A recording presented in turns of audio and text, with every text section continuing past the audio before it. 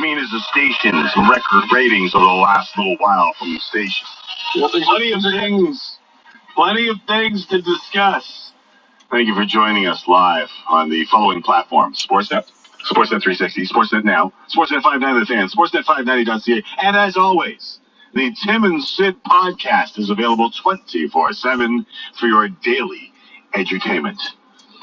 Tim, what on earth is going on with the Toronto Raptors right now? Tim and I will discuss momentarily. Also, Kendrick Perkins, former NBA champion, friend of the show.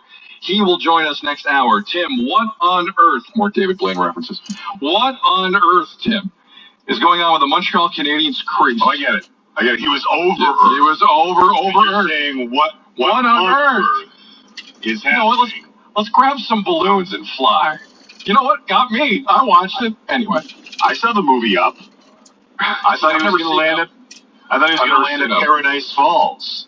It's like a kid's movie. You don't have kids. It would just be cool if you knew what Up was. Were your kids reference? Were your kids interested in that today? Out of curiosity, David Blaine on YouTube. No, not at all. They get everything they want on demand. I was talking about this with my 83-year-old father today. These kids get everything they want on demand. Like, remember when you were driving, you would struggle to find a radio station that you could hear well enough to hear a game or something like that? They now get whatever the bleep they want on demand whenever they want. Man, you and I had to wait Saturday for cartoons. Had to wait for everything. Classify us. Had to wait for everything. Wrestling cards on closed circuit. Had to find out the next day. Nothing was immediate. These kids get everything quickly. The flying Walendas. The kids aren't even excited about the flying Walendas anymore. Someone walks on a tightrope across Niagara Falls. You got me for 9 hours. I'm not changing the channel. But these kids, we've lost a generation, Tim, if they don't like David Blaine holding on to balloons above an Arizona desert. I don't know what to say about this generation. Did you think that it was going to be a trick halfway through while watching? That's what I kind of did. I thought it was going to, like he was going to show up in the garage, like he was going to fake a fall, like Michael Scott. He was going to fake his death. Yeah. You know what I mean? Yeah. So it would have been pretty morbid, but it would have got traction on social media and then show up in the hangar. I thought something like that was going to happen. No, it was just your ordinary run-of-the-mill, hold on to balloons at 25,000 feet, let go, and parachute down. It was just a regular trick for David Blaine. Do you know where the balloons go? By the way, we'll tweet this out for those who are driving in. That's a great question. I don't know. By the way, I don't know where the balloons go. Did you also notice the most he panicked was, guys, are those power lines? Guys, are those power lines down there? David, we don't know. That was the spaghetti few moments. This guy has frogs going up and down his throat like it's nothing, but he was panicking about power lines. It was interesting to see. Anyway, I enjoyed it. I don't care if the kids didn't like it. I enjoyed it. I'm glad Tim McCallum got sucked in by this ridiculous stunt today, too. I kind of needed it today. 2020. It was very 2020. Very 2020. So we're going to talk about the Montreal crease with Justin Bourne. Oh, nice. We're going to lead with hockey, non-Montreal related. And how about Dem Canucks, or should I say, Tim, how about Demco Canucks? Or Dem Canucks. How about you try that? I understand. And trying is half the battle in life, Sydney. Last night, Twitter put down the agenda for a flash, and we were in awe. Dare I say, inspired by the performance of Thatcher Demko. First start since March 10th, and he registered 42 saves to keep the Canucks season alive. It's alive! They forced a Game 6, at least, against the Golden Knights. 2-1 victory last night. What about Demko's performance impressed you the most?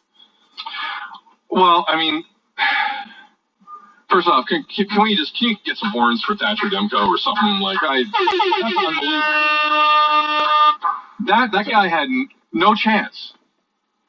He was given no chance by his team. I hope he got 18 apologies after that hockey game last night. Because what I saw was a hockey... Listen, I love the Canucks. You love the Canucks. I love Travis Green. You love Travis Green. I saw 18 guys that wanted to go home last night. And I saw one guy who said, nope, I'd like to play at least another game after this, and that was Thatcher Demko. That was pathetic. That was a pathetic performance by every Canuck not named Thatcher Demko. And for him alone, and for the fans in the Lower Mainland, I am elated. I'm elated to get another shot. I'm elated that story played out the way it did. But there was a part of me thinking, Tim, halfway through the game, the Canucks really don't want to be here right now. They want to go home. Bob called. They're on home. Nope. Thatcher Demko was phenomenal. Played the game of his life. I don't think I'm going to see that kid play like that again the rest of my existence, and I'm elated for him and the fan base. I have no idea why that team showed up in that mental state. I have no clue. Vegas wanted to end it, and it was obvious. But we're not for the grace of Thatcher Demko. It would have ended last night. Congratulations for Thatcher. This is not going 7 based on everything I saw last night. I don't know if that kid has another miracle in him, and I'm glad he got an opportunity last night. To quote Travis Green, I was happy for him. I knew that, like, I was on the phone. I was on the phone to Sir Mix-a-Lot, and I knew you were going to have the biggest butt of them all after you started that way. I'll go down the Demko road first in my response and just say that goalies are a different breed. I mean, dude saw 5 shots in 6 months and produced what? One of the best, if not the best, performances in the bubble? Like, what? I mean, Guryanov, like, the 4-goal game. Shots were 22-6 for Vegas, and it was 0-0 until 15-12 of the second period when Shea Theodore shows why people are putting Norris beside his name in the future. Sid said yesterday, and I knew you were going to walk down this road, so I wrote it down. You needed his team to step up, right? Correct. And while the shots on goal were 43-17, and that would suggest that they didn't step up, the response to Shea Theodore's goal was so important. And to see Besser get his first goal of the series 24 seconds after they went down 1-0, it's over if they don't respond quick. Dam gates burst. Vegas is moving on. But getting it back immediately, as if to say, you bailed us out. Here, we're even 24 seconds later. I've said this before. I'll say it again. Everyone's tough until you get punched in the mouth. Then we see how tough you are. The Canucks are showing me something here. I take the complete opposite of what my esteemed co-host just said. They took a shot from one of, if not the best team in the National Hockey League, and they survived enough to last towards Game 6. I don't know how this turns out. I don't know if they can beat 3 straight games, but this run is going to do a lot for this team in the long term. This experience for 10 dudes who have never seen this before and just heard Sid Sixero go on a rant about how they left their goalie out to dry is invaluable. And to do it against Vegas, I've been a fan of this team for a while. Sid has been a fan of this team for a while. They're fun to watch. They're going to be fun to watch for a while. And what I have seen from them repeatedly in this postseason, whether it's Game 1 against Minnesota, whether it's getting blanked by Robin Leonard and bouncing back in Game 2, they have shown me some resilience. And you need that. A young team needs to learn that if you are going to be successful down the road. I don't know how it turns out. Not saying they win Game 6, win Game 7. It's the start of something. All I'm saying is that they were punched flat in the mouth last night. They were bleeding. It was 1-0. The shots were ridiculous. And they won the game. And I don't know if you heard yesterday, Sid. Ready to win the game. And they found a way. They found a way. I, like you, don't know if they're going to beat the 3 straight. But we'll find out. The interesting thing is they go back-to-back Game 6 and 7. Tomorrow night, Friday night. Go back. Have an outfit that Vegas has asked for myself. To be weird vibe with that game. By the way, the experience part of what you said, I completely agree with. That's why I don't agree with any Habs fan. Thought this postseason was a waste. This was not a waste.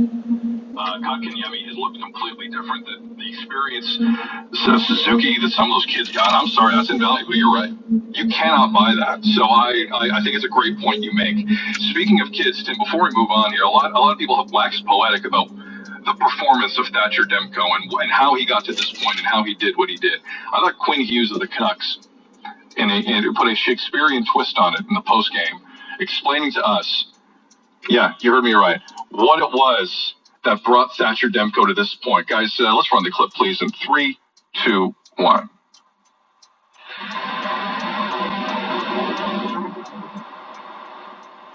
We all knew Thatcher was going to be really dialed in. I mean, he's a guy that,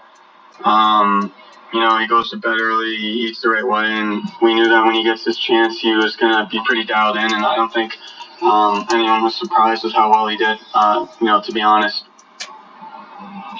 Goes to early, eats the right way, the complete opposite of how I live my life. I thought he was going to throw in a train, say your prayers, eat your vitamins, Hulk Hogan line at the end, too, nice. Use. But I thought that was one of the better quotes I heard yesterday. It explains a lot. You go to bed early, the early bird gets the worm. Is that the old phrase to me? So there you go. Yeah. Thatcher Demko got some worm yesterday. Is the worm turning in this series? Who knows? Who knows? What would be more surprising? Michael Hutchison winning again, or what Thatcher Demko did last night? Before we move on to basketball. Listen, I like Colorado, so I'm going to say Thatcher Demko would be more surprising to me. I think the Avs can support their guy better. All right, let's get to the Raps here, Timmy. Yes. 0-2 hole against Boston after losing yesterday 102-99 on Sportsnet. Raps led by as many as 12 in the third, and then all of a sudden they didn't. They were outscored in the fourth, 32-21. Tim, you are not one to usually assign blame to a single entity or person. So I have a feeling I'm going to get a specific answer back. I'll ask you, who do you blame? Who deserves blame for yesterday's loss? I know people want me to answer this question. And I know what people want me to say, and that makes it a good question, Cicero. You want me to say the referees? You want me to say Pascal Siakam? You want me to say Nick Nurse for not calling a timeout in the final possession? It's a really good question. Which one do you want me to say the most? You're not doing this. I know what you're trying to do right now. Why not? I'm going to give you my answer in a second. I guarantee I'm Chuck. I guarantee I'll give you an answer. I'm serious. Canada wants to know. I'm serious. You think. I'm serious. I want to know what you want me to say. I have an answer for all of them. What do you mean? I have an answer for all of them. Which one? Well, I don't want the timeout. The timeout is an empty argument. I could care less about the timeout. So put that aside. It was Tatum that was guarding Fred VanVleet, and you needed a 3. Never mind. Well, they hardly ran for 2 games, so let them run out and see what happens. I agree with not calling that timeout there. You were killed in half court that quarter. Let them run. So I don't want an answer on that. So give me an answer on one of the other 2. And you can pick either one. Pascal. I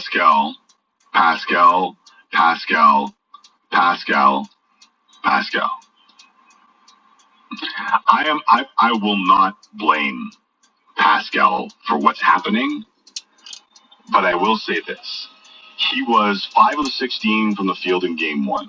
He was 6 of 16 in game 2. Now he had 6 assists, which the bashers out there who immediately went to Twitter to talk about how ready he wasn't, left out. They also left out 8 rebounds, and they left out 3 steals. But without Kawhi, they need the offense.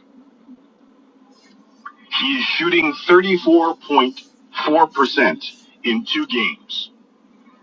That's not good enough. He's now shooting 39.4% in the playoffs. Also not good enough. Listen, it is hard to become the man. He did that. To become the man in the playoffs is even harder. Just ask DeMar DeRozan. Just ask Chris Bosh. Ask a lot of players, man. Ask a ton of players. And that's why the question kept popping up in the first round, which drew from Nick Nurse the Pascal response. And that's what made Kawhi Leonard so special, is that he developed into the man. But make no mistake, it can be learned. And what I'm hearing right now from a bunch of the black or white, just because he didn't do it in 2 games is that Pascal's not ready. Kawhi Leonard averaged under 15 points per game in his first 3 postseasons in the National Basketball Association, but he grew into becoming that dude. The bashers, like Sid, don't want to acknowledge things like growing, understanding, the confidence that your opponents attempt to tear away as you play against them. Fans and media can also strip that as well. But with a 2-0 deficit, I'm not so sure they have enough time for him to grow, understand, and gain enough confidence to do all this. I had a friend in coaching say, some can learn in a year, some can learn in a week, some can't. I think Pascal has proven that he can learn. I'm not so sure he can do it in a week. But that's the job of Nick Nurse. That's the job of Kyle Lowry. That's the job of Fred VanVleet over the next